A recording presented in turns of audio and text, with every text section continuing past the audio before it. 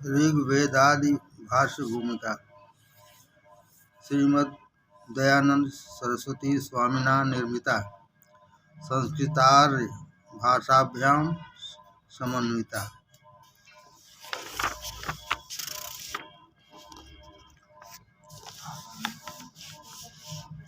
उपक्रमणिका महर्षि दयानंद सरस्वती द्वारा लिखित ऋग्वेदादि भाष्य भूमिका वेदार्थ बोध के लिए एक अनुपम ग्रंथ है।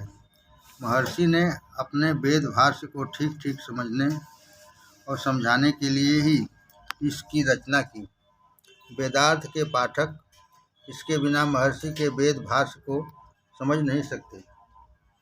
स्वयं महर्षि भूमिका का प्रयोजन बताते हुए वेद भाष्य के विज्ञापन में लिखते हैं, जब भूमिका छप के सज्जनों के दृष्टिगोचर होगी तब वेद शास्त्र का महत्व जो बड़कपन तथा सत्यपना भी सब मनुष्यों को यथावत विदित हो जाएगा। जो कोई भूमिका के बिना केवल वेद ही लिया चाहे सो नहीं मिल सकते। जो कोई भूमिका के बिना केवल वेद ही लिया चाहे सो नहीं मिल सकते। और यह भी जानना चाहिए कि चारों वेद की भूमिका एक ही है। भूमिका चारों वेदों की एक ही है। उपर्युक्त उदाहरणों से जहाँ भूमिका का प्रयोजन स्पष्ट होता है, वहाँ इस भ्रम का भी स्वामी जी के लेख से ही निराकरण हो जाता है कि यह भूमिका वेदादि सब शास्त्रों की है, किंतु चारों वेदों के भाष्य की है।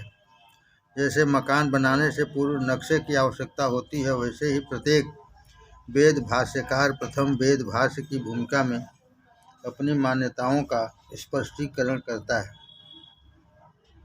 अतः भूमिका के बिना महर्षि के वेद भाष्य को समझना अत्यंत दुरूह कार्य है।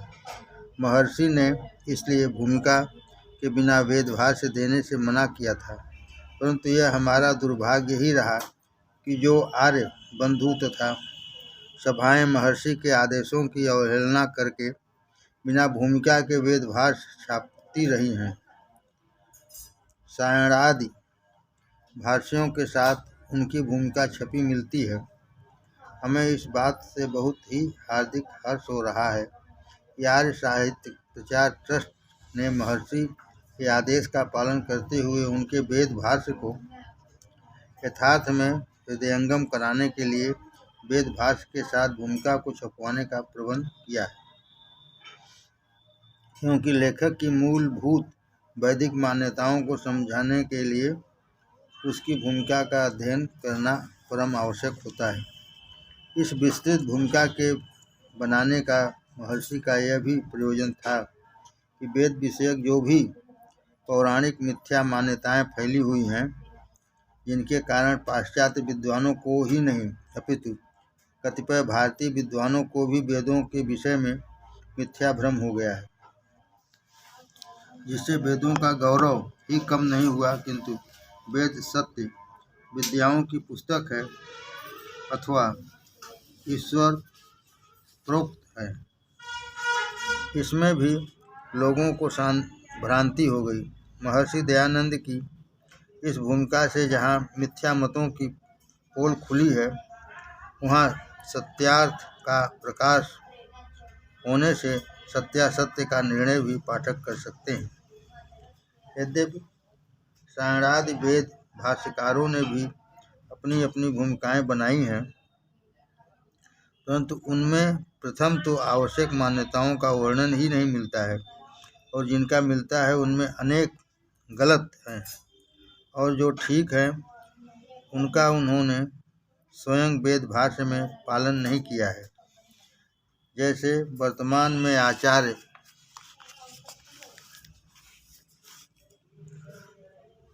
सायण का वेद भाष्य अधिकतर पठन पाठन में दृष्टिगोचर होता है। उन्होंने मंत्रों के प्रतिपाद्य विषय मुख्य देवता के विषय में ही मौन धारण कर लिया है। देवतार्थ को बिना समझे कैसे मंत्रार्थ की संगति हो सकती है। अतएव वेदांत का पाठक सायण भाष्य से संदेह में ही पड़ा रहता है कि सायण क्या कहना चाहते हैं। ऐसे ही वेदों को ईश्वर प्रोक्त और पौरुषेय मानकर भी वेदों में अनित्य इतिहास मानना, इंद्रादि देवों को ईश्वर तुल्य समझना, स्वर्ग नरक लोक विशेषों की कल्पना तथा ईश्वर के साकारवाद को मानकर जड़ पूजा का मानना आदि अनेक सायण की मिथ्या मान्यताएं उनके भाष्य में मिलती हैं। ऐसे ही ईश्वर वेदों को ईश्वर प्रोक्त और पौरुषेय मानकर भी वेदों में अनित्य इतिहास मानना, इंद्रादि देवों को ईश्वर तुल्य समझना, स्वर्ग नरक लोक विशेषों की कल्पना तथा ईश्वर के साकारवाद को मानकर जड़ पूजा का मानना आदि अनेक सायण की मिथ्या मान्यताएं उनके भाष्य में मिलती हैं। महर्षि दयानंद ने अपने वेद भाष्य में उस प्राचीन ऋषियों की मंत्रार्थ शैली को अपनाया है जिसमें मिथ्या मतों का खंडन स्वतः ही हो जाता है।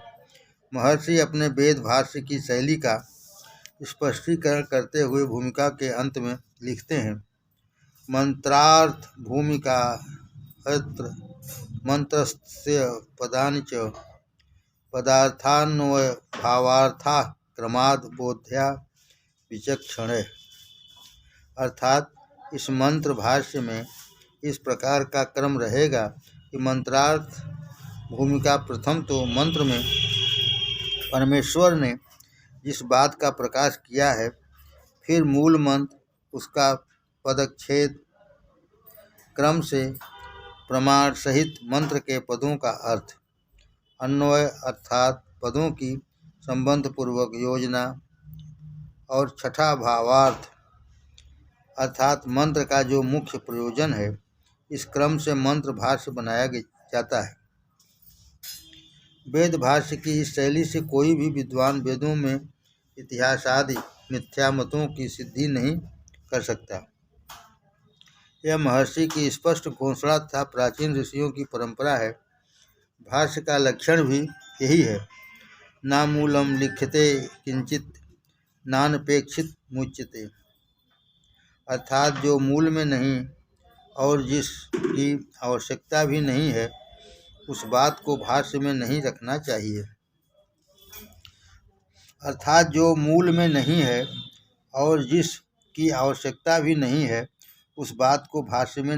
चाहिए। महर्षि ने इस बात का विशेष ध्यान रखा है, परंतु सायणादि ने इस प्राचीन शैली को न अपनाकर स्थान पर कल्पनाओं का आश्रय करके मिथ्या पौराणिक मान्यताओं को जन्म दिया है। यदि वे मंत्र के देवतार्थ पर विचार करके प्रकरणानुसार मंत्रों के पदों का ही अर्थ करके भाष्य करते, तो वे कदापि मिथ्या मतों को अपने भाष्य में नहीं दिखला सकते थे। उनके वेद भाष्य के अनर्थ का मूल कारण जहाँ प्राचीन शैली को जोड़ना है, वहाँ यह भी कारण हुआ कि वे वेद भाष्य के अधिकारी भी नहीं थे। निरुक्त के अनुसार वेद भाष्य करने का अधिकार किसको है, यह स्पष्ट करते हुए लिखा है, न हेषु प्रत्यक्षमस्त्य नृषैर तपसो वा। अर्थात जो मंत्रार्थ के साक्षात्कर्ता ऋषि नहीं हैं, अथवा जो अतपस्वी अर्थात मलिन अंतःकरण वाले हैं, उन्हें वेदार्थ का करने का अधिकार नहीं है। महर्षि दयानंद भी लिखते हैं, वेद संस्कृत में प्रकाशित हुए और अग्नि आदि ऋषि लोग उस संस्कृत भाषा को नहीं जानते थे, फिर वेदों का अर्थ उन्होंने कैसे जाना? वेद संस्कृत में प्रकाशित हुए और अग्नि आदि ऋषि लोग उस संस्कृत भाषा को नहीं जानते थे, फिर वेदों का अर्थ उन्होंने कैसे जाना? उत्तर: परमेश्वर ने जनाया। और धर्मात्मा महर्षि योगी लोग जब जब जिस के अर्थ को जानने की इच्छा करके ध्यानावस्थित हो परमेश्वर के स्वरूप में समाधिस्थ हुए, तब तब परमात्मा ने अभीष्ट मंत्रों के अर्थ जनाए। सत्यार्थ प्रकाश।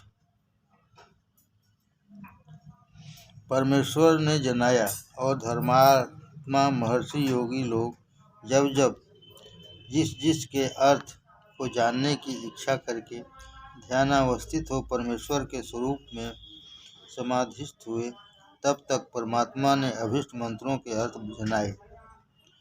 ऋषि के इस वचनों से स्पष्ट है कि ईश्वर की समाधि में जो ध्यानावस्थित नहीं हुए हैं, ऋषि के इन वचनों से स्पष्ट है कि ईश्वर की समाधि में जो ध्यानावस्थित नहीं हुए हैं, उनका अंतःकरण मलिन होने से वे मंत्रार्थ का कदापि साक्षात नहीं कर सकते। मनुष्य कृति और ऋषि कृति वेद भाष्यों में यही महान मौलिक अंतर है। मनुष्य अपनी अपूर्ण विद्या के कारण शब्दार्थ की प्रकरणानुसार संगति नहीं लगा सकते, केवल पांडित्य के कारण शब्दार्थ ही कर सकते हैं, और वह भी असंगत, क्योंकि शब्दों के अनेकार्थक होने के कारण प्रकरण विरुद्ध अर्थ कैसे संगत हो सकता है। सायणादि पौराणिक भाष्यकारों के भाष्य इसलिए भी अनर्थ करने वाले हुए कि उन्होंने प्राचीन ऋषि भाष्य निरुक्तादि के सिद्धांतों को भी छोड़ दिया है। निरुक्त संबद्ध वैदिक पद आख्यातज होते हैं, परंतु रासायन भाष्य में ऋण अर्थ भी किए हैं। वैदिक कोश निघट्टू ब्राह्मण आदि का आश्रय न करके लौकिक अर्वाचीन अमरकोशादि का भी सायणादि ने स्पष्ट आश्रय लिया है। सायणादि की ऋषि संबंधी मान्यता भी भ्रांतिपूर्ण है। सायणादि की ऋषि संबंधी मान्यता भी भ्रांतिपूर्ण है। मंत्रों के आरंभ में उल्लिखित ऋषियों को ऐतिहासिक न मानकर मंत्रार्थ में सहायक मानना, अथवा वेदों को अपौरुषेय मानकर भी मंत्रांतर्गत पठित वशिष्ठादि को व्यक्ति विशेष मानकर मंत्रार्थ करना इत्यादि परस्पर विरुद्ध मान्यताएं सायणादि भाष्यों में स्पष्ट उल्लिखित मिलती है। महर्षि दयानंद ने इन वेद भाष्यकारों की मौलिक त्रुटियों को बहुत ही गंभीरता से समझा और वैदिक स्वास्थ्य मान्यताओं को पुनः प्रसारण हेतु वेदार्थ का प्रकाश किया। महर्षि लिखते हैं कि यह भाष्य प्राचीन आचार्यों के भाष्य के अनुकूल बनाया जाता है, परंतु जो रावण,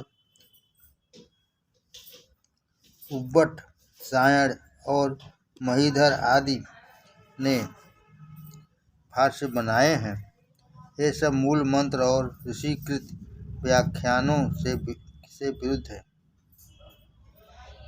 महर्षि लिखते हैं कि यह भाष्य प्राचीन आचार्यों के भाष्य के अनुकूल बनाया जाता है, परंतु जो रावण, उव्वट, सायण और महीधर आदि ने भाष्य बनाए हैं, ये सब मूल मंत्र और ऋषिकृत व्याख्यानों के विरुद्ध है।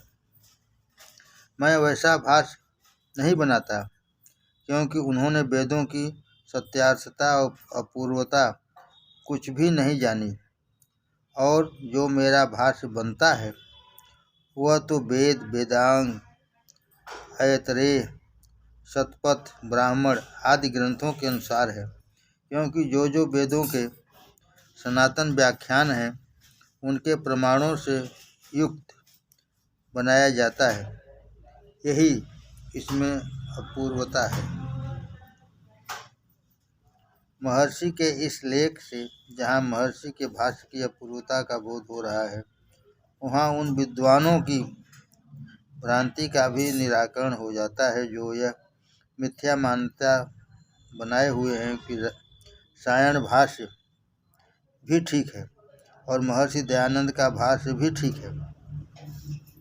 यदि सायण भाष्य में कर्मकांड परक अर्थ भी संगत होता तो महर्षि ऐसा कदापि नहीं लिखते। महर्षि दयानंद ने ऋग्वेद भाष्य में जो प्रारंभ के 21 सूत्रों के अंत में निरंतर सायणादि भाष्यों को मिथ्या भाष्य बताया है, इस विषय में दयानंद संदेश का वेदार्थ समीक्षांक द्रष्टव्य है, जिसमें मैंने सायण भाष्य के प्रमुख दोषों का दिग्दर्शन संप्रमाण दिखाया है और ऋग्वेद के प्रथम 21 सूत्रों में सायण भाष्य का प्रकरण विरोध, शास्त्राविरोध तथा अर्थों की असंगति का स्पष्ट उल्लेख किया है।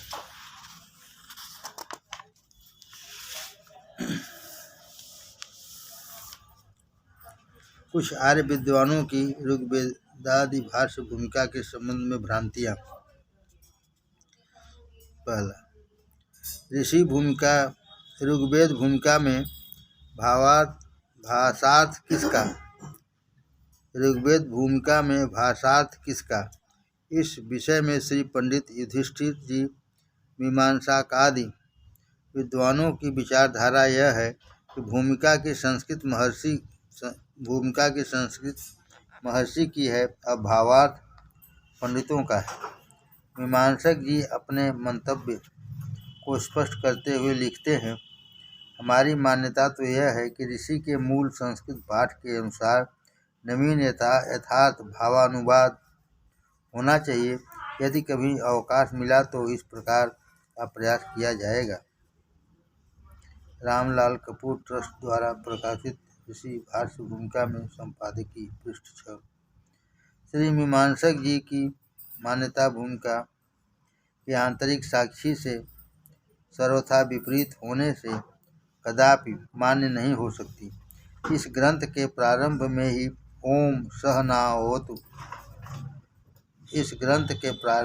ही ओम सहनावतु तैत्तिरीय राण्यक के वचन का संस्कृत में भाष्य न होने पर भी भाषा में अर्थ दिया है। ऐसे ही भूमिका में वेद, दर्शन, ब्राह्मण तथा उपनिषद के 85 प्रमाणों का केवल भाषार्थ ही मिलता है। यदि कोई थोड़े में ही देखना चाहे तो भूमिका के वेदोत्पत्ति, मुक्ति विषय तथा उपासना प्रकरण को ध्यान में पढ़कर अनुमान कर सकते हैं कि भूमिका का भाषार्थ मूल संस्कृत के अनुसार कदापि नहीं है। महर्षि ने उपासना विषय में तो स्पष्ट लिखा है, येषां विवरणं प्राकृत भाषायां वक्ष्यते, अर्थात इनकी व्याख्या भाषा में की जाएगी। महर्षि के इस वचन को अपनी मान्यता से विरुद्ध देखकर मीमांसक जी ने टिप्पणी में लिख दिया, यह वाक्य व्यर्थ सा प्रतीत होता है। भूमिका का यथार्थ प्रायः संस्कृत के अनुसार नहीं है। यदि भूमिका का संस्कृत भाग भाषार्थ से भिन्न कर दिया जाए तो ग्रंथ के अधिकतर स्थल अपूर्ण रह जाएंगे और ग्रंथकर्ता के बहुत से परम आवश्यक भाव ग्रंथ से पृथक हो जाएंगे। इस विषय का विस्तृत विचार ट्रस्ट द्वारा प्रकाशित ऋग्वेद भाष्य भूमिका के प्राक्तन में ही पंडित सुदर्शन देव जी ने किया है। पाठक वहाँ देख सकते हैं। यथार्थ बात यह है कि भूमिका के भाषार्थ से श्री मीमांसादि विद्वानों की मिथ्या मान्यताएं मेल नहीं खाती। अतः उन्होंने भाषार्थ को महर्षि का स्वीकार नहीं किया। जैसे सृष्टि संबद्ध विषय में महर्षि ने जो भाषार्थ में लिखा है वह संस्कृत में तो है नहीं। भाषार्थ को महर्षि का माने तो 1 अरब 97 करोड़ वाला संबत कदापि सिद्ध नहीं हो सकता। भाषार्थ को महर्षि का माने तो 1 अरब 97 करोड़ वाला संबत कदापि सिद्ध नहीं हो सकता। अतः ये विद्वान महर्षि को अपनी मान्यताओं के अनुसार घसीटने के लिए कुछ भी लिख देवें तो भी आश्चर्य क्या है। श्री मीमांसक जी की मान्यता को देखकर अपने को महर्षि का अनन्य भक्त मानने वाले संस्कृत भाषा से अनभिज्ञ भी खेमचंद जी यादव ने तो फतवा ही दे दिया है कि सृष्टि संबद्ध विषय में भावार्थ में केवल 70 पंक्तियां ही प्रमाणित हैं। शेष बात की मिलावट है। परंतु संस्कृत भाषा से अधिक अनुभज्ञ होने से यादव जी ऐसा कहें तो आश्चर्य नहीं, क्योंकि वे संस्कृत का भाषार्थ से मिलान नहीं कर सकते। परंतु संस्कृत भाषा के मूर्धन्य विद्वान भी ऐसी मिथ्या मान्यता से कैसे ग्रस्त हुए, यह आश्चर्य ही। और यदि उनकी बातों में कुछ तथ्य है तो उन्होंने आज तक हमारे लेख का उत्तर क्यों नहीं दिया। इससे स्पष्ट है कि वे भ्रांतिवश ही ऐसी टिप्पणी दे गए, परंतु बाद में पश्चाताप ही रहा होगा। अतः भूमिका का भाषार्थ महर्षि का ही है, पंडितों का नहीं। कुछ आर्य विद्वानों ने महर्षि की वेदार्थ शैली का भी दुरुपयोग करने का प्रयास किया है।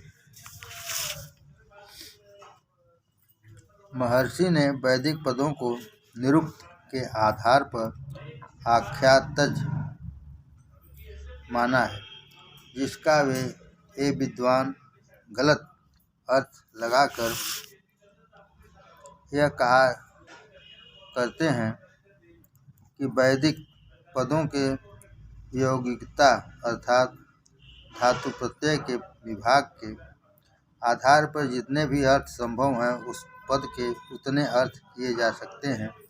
इसी आधार पर आधुनिक वेद प्रवचनकर्ता मंत्रों के मनमाने अर्थ करके जनता को रिझाते रहते हैं। जनता तो बिल्कुल अनभिज्ञ प्राय ही है, उसके सामने कुछ भी कह जाओ वे चुपचाप सुनते रहते हैं। स्वाध्याय की रुचि समाप्त ही हो गई है, फिर समझने की योग्यता कैसे आ सकती है। परंतु महर्षि के वेद भाष्य तथा भूमिका के पढ़ने से स्पष्ट होता है कि इन विद्वानों की वेदार्थ शैली महर्षि तथा शास्त्रों के से विरुद्ध है। प्रत्येक मंत्र के ऊपर देवता लिखा है, जो मंत्र का प्रतिपाद्य विषय है, जिससे पदों के अर्थ संगत होने चाहिए।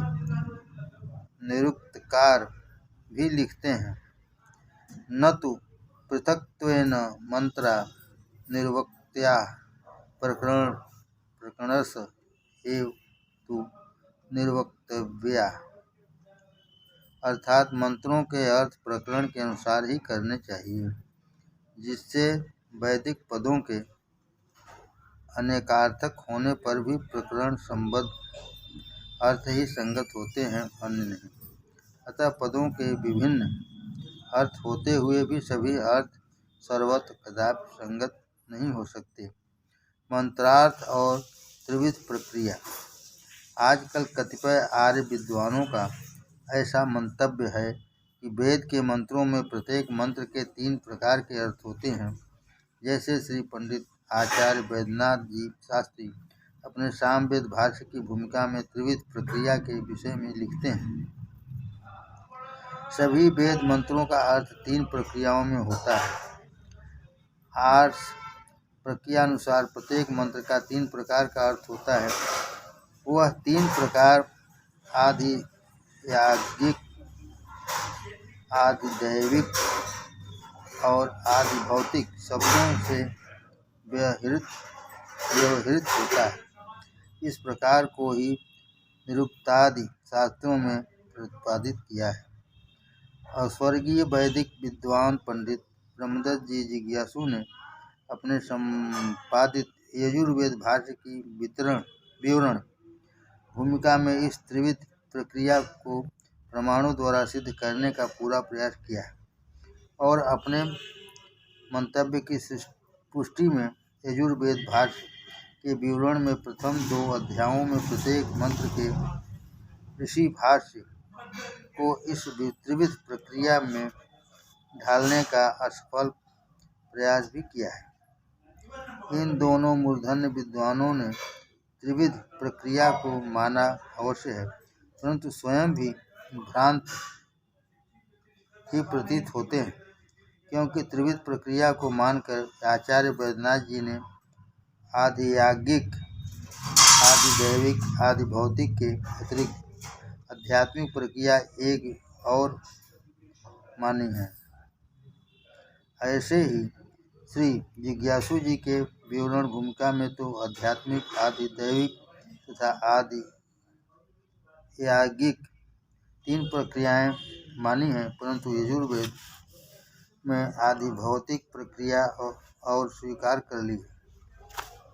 श्री जिज्ञासु जी जीवन भर ऋषि भक्त रहे, परंतु त्रिविध प्रक्रिया के लिए अनार्स ग्रंथों के प्रमाण उन्हें कैसे रुचिकर हुए यह तो वे ही जाने। उन्होंने एक भी निरुक्तादि शास्त्रों का प्रमाण नहीं दिया जो त्रिविध प्रक्रिया को सिद्ध करता हो, और जो त्रिविध प्रक्रिया के आधार पर मंत्रार्थ दिखाए हैं उनमें कोई अर्थ महर्षि के पदार्थ में, कोई अन्वय में, कोई भावार्थ में, कोई भाषार्थ में से लिया है। क्या कोई भाष्यकार अपने भाष्य में इस प्रकार अर्थों की बखेर कर सकता है? पदार्थ, अन्वय, भावार्थ तथा भाषार्थ सभी भिन्न भिन्न अर्थों को बताएं। यह कैसी विचित्र कल्पना है। इस त्रिविध प्रक्रिया को मानने वाले प्राय महर्षि दयानंद के और निरुक्त के निम्न उद्धरणों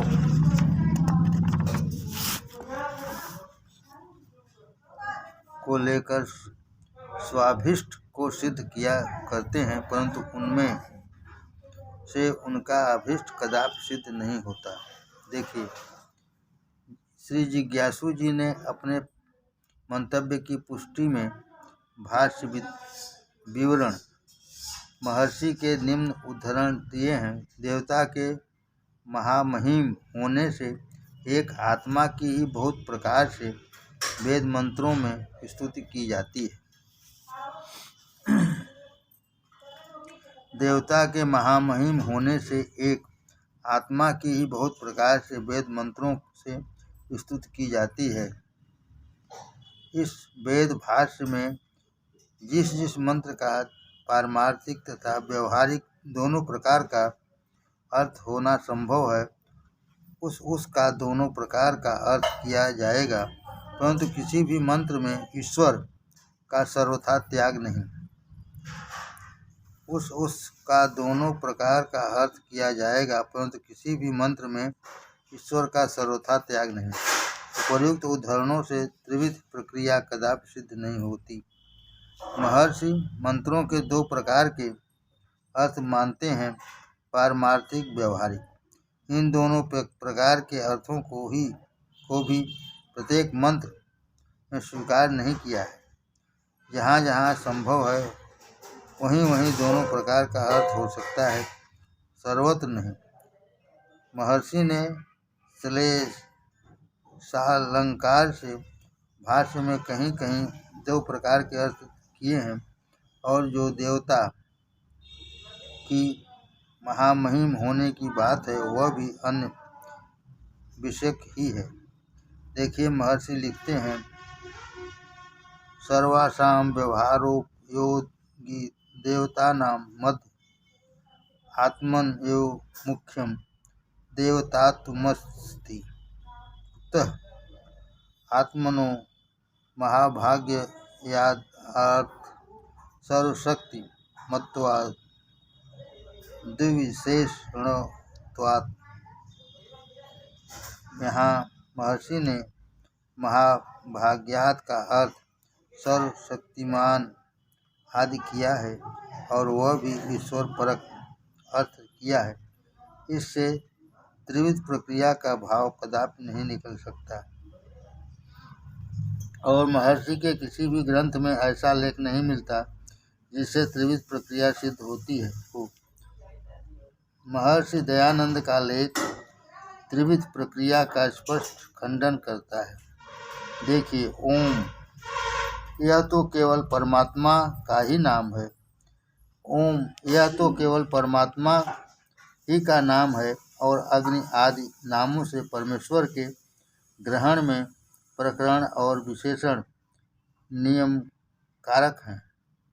इससे क्या सिद्ध हुआ कि जहाँ जहाँ स्तुति, प्रार्थना, उपासना, सर्वज्ञ, व्यापक, शुद्ध, सनातन और सृष्टिकर्ता और आदि विशेषण लिखे हैं, वहीं वहीं इन नामों से परमेश्वर का ग्रहण होता है। जहाँ जहाँ उत्पत्ति, स्थिति, प्रलय, अल्पज्ञ, जड़, दृश्य आदि विशेषण भी लिखे हैं, वहाँ वहाँ परमेश्वर का ही ग्रहण नहीं होता।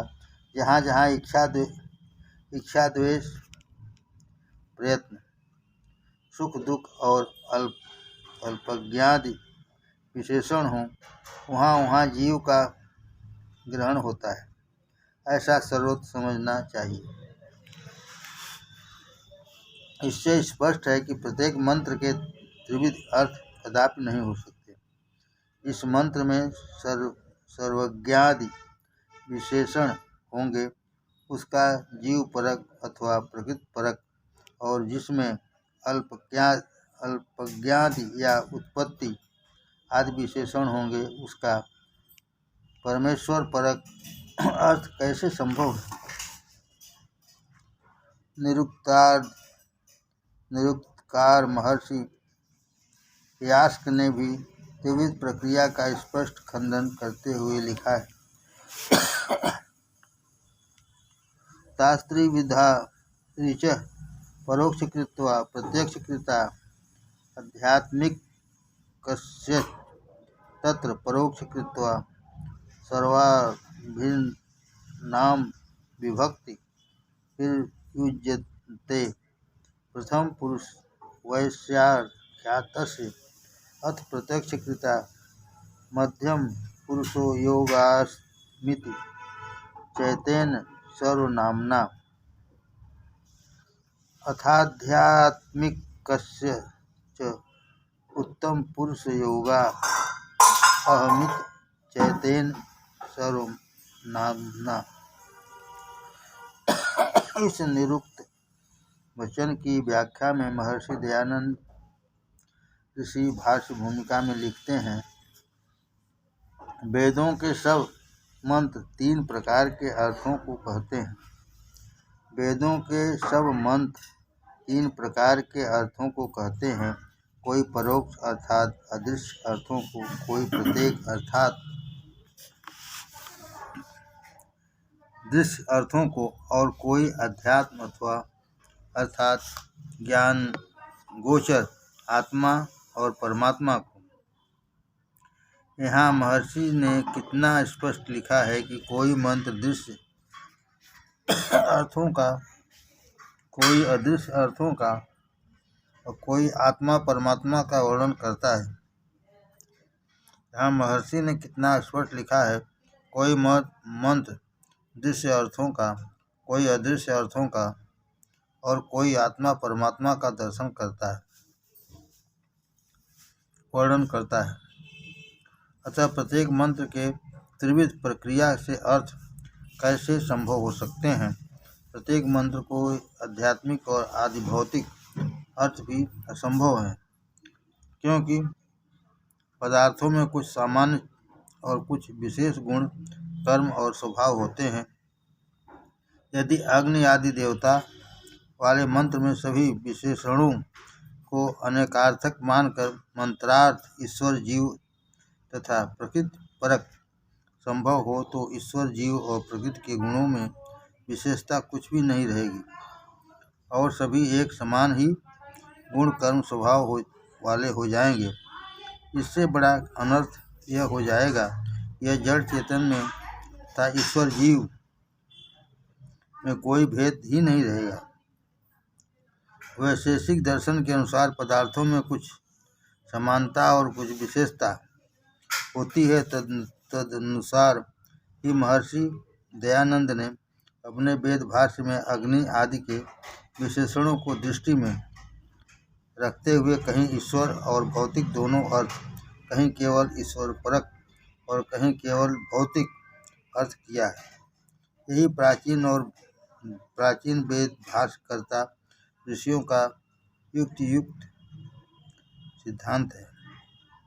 मंत्रों के अनेकार्थ विषय में महर्षि दयानंद लिखते हैं, इस वेद भाष्य में जिस जिस मंत्र के श्लेषालंकार से प्रमाण सहित पारमार्थिक और व्यवहारिक दो अर्थों का संभव है, उस मंत्र के दो दो अर्थ किए जाएंगे।